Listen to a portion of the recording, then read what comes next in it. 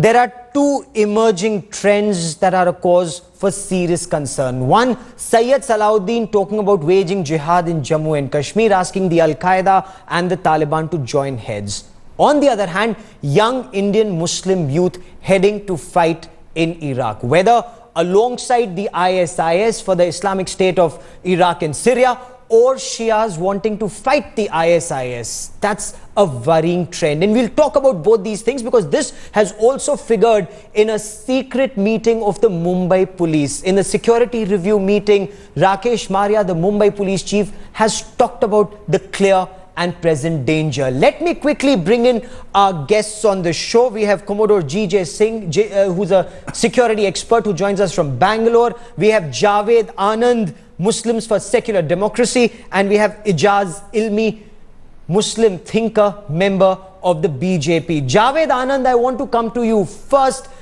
Is the threat of Islamic terror growing, the radicalization, whether it's in Jammu and Kashmir, whether it's Syed Salahuddin, or the threat that's posed by ISIS indoctrination?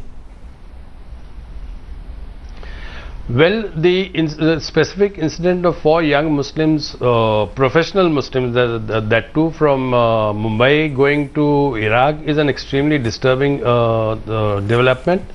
I would need hope and pray that I do not work for an intelligence agency, that this is an isolated case, but even if it's an isolated case, it's something that should deeply concern all of us, and we should both as citizens and as government institutions try and address this problem with the utmost urgency. Yes, it is not just the case of these Jammu and Kashmir is concerned. Yes, it's it's not specifically about these 4 boys. Yeah. And why this is Ijaz Ilmi, why this is a cause for serious concern. It's not as if these are illiterate Muslim boys or illiterate boys who could have been indoctrinated in a madrasa or something. These are educated boys. 2 were studying to be engineers, 1 is a class 12 student. They are sons of doctors, which means they come from an educated background, and yet they choose to fight alongside terrorists in Iraq. Is this a serious cause for concern? Up till now, I was not worried about, because post 9/11, despite various vilification and demonization, not a single Muslim or Indian Muslim, and there's 180 million of them, came forward on Osama's call or call for jihad internationally.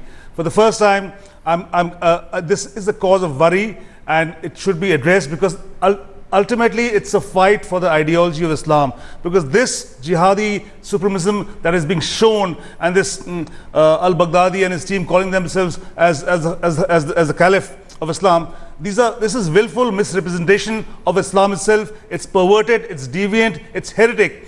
And religious leaders across the board must come out and say this is heresy and it's not permitted, because you can't kill innocents in Islam and then claim martyrdom at the same time. So yet, it's a paradox. It is, and yet it is happening, and yet there are youngsters who give up their careers or give up their education and fight to be terrorists. Is, to an extent, internet to be blamed here? As the Mumbai police says, Commodore G.J. Singh, these youngsters watch these videos on the internet. Is it time for the government to move in and then perhaps check what's on the net? How do you arrest this rot that seems to be setting in? Yes, Gaurav.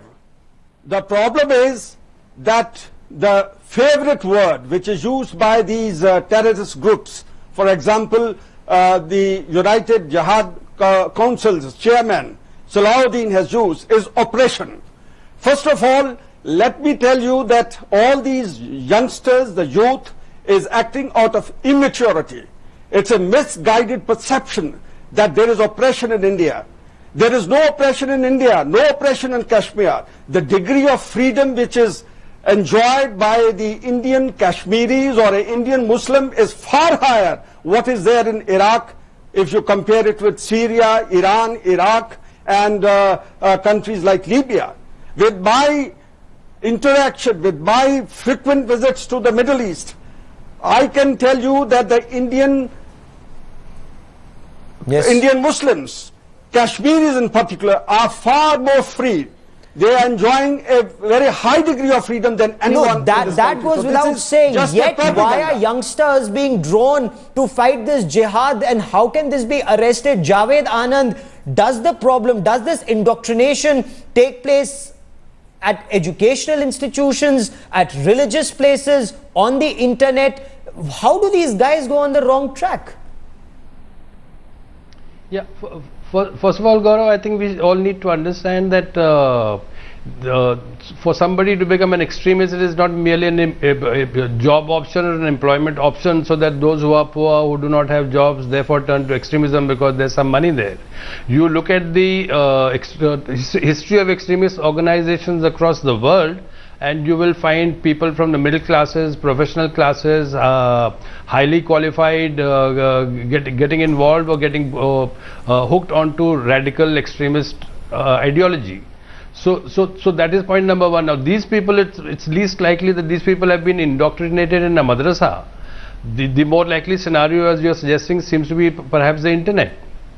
But now, who is going to stop the internet? How is it going to be stopped is one part of the story. I think what needs to happen perhaps is for organizations like the Jamaat Ulama Hind, which in 2008 had run a year-long countrywide campaign against such un-Islamic notions of jihad as is being propounded by some radical groups.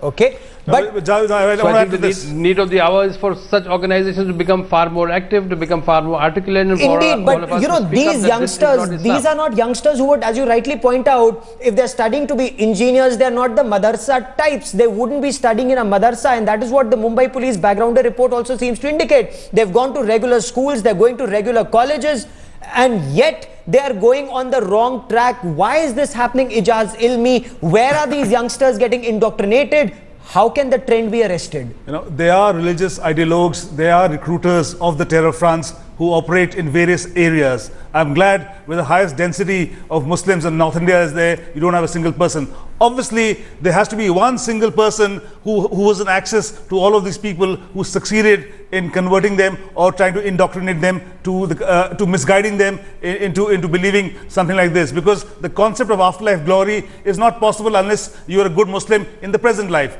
So unfortunately, the fact that this trend is coming about, it's a problem of the community itself, and the community must find an answer. And just condemning this, that terror is to be condemned like Jamaat Ulama Hind did and Darul Uloom did. We need to identify deviant heretic forces and tell the community, and that is important. And that is what the police intends to do. That is what the police intends to do. What is the police doing in Maharashtra? This is the latest that's coming in to check ISIS spreading its wings in India. The Maharashtra police has been on the front foot. Top Maharashtra police sources have told Headlines today that this issue was discussed in the latest security agenda meeting.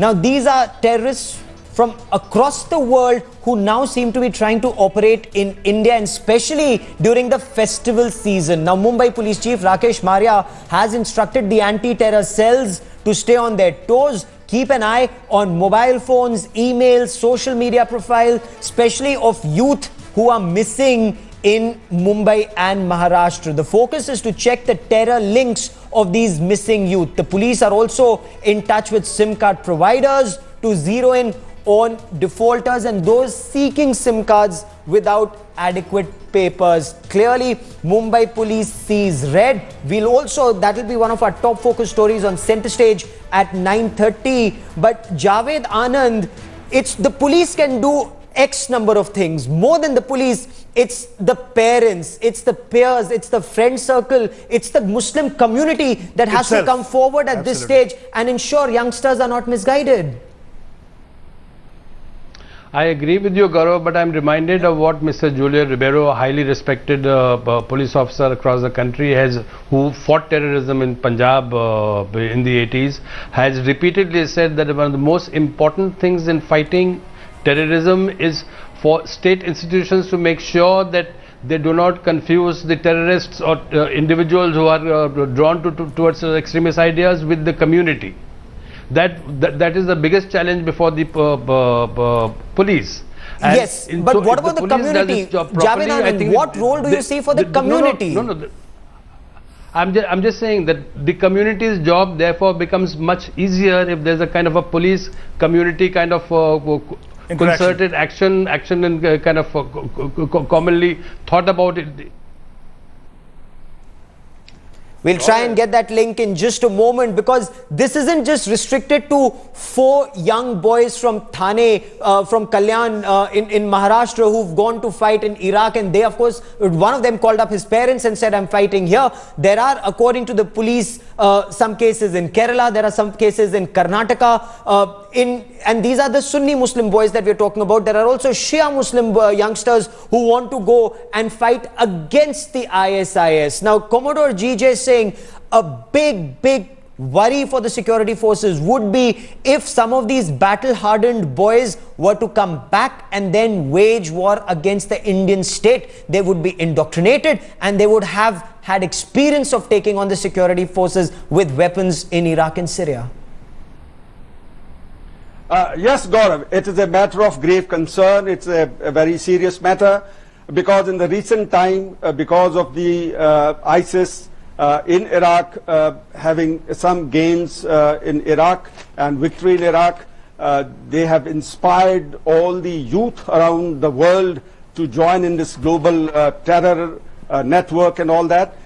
Therefore, it is a very big challenge to us. Not only that, it will be a very big order for the police to keep a check on internet, on mobiles. It is not it is easier said than done.